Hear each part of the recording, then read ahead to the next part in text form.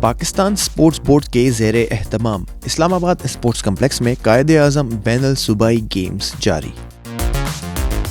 Event میں مجموعی طور پر 102 تمغے مختلف اکائیوں کے نام رہے، جن میں 34 گولڈ، 34 سلور اور 34 برونز میڈلز شامل ہیں۔ پنجاب کی ٹیموں نے 26 گولڈ، 28 سلور اور 6 برونز میڈلز کے ساتھ 60 تمغے اپنے نام کیے۔ اسلام آباد نے 5 گولڈ، 3 سلور اور 16 برونز میڈلز کے ساتھ مجموعی طور پر 24 تمغے جیتے، جبکہ خیبر پختونخوا نے 1 گولڈ، 1 سلور اور 5 برونز میڈل اپنے نام کیے۔ سندھ کی ٹیموں نے 1 گولڈ، 4 سلور اور 1 برونز میڈل کے ساتھ کل 6 تمغے حاصل کیے ہیں، جبکہ بلوچستان نے 3 گولڈ میڈل اپنے نام کیے۔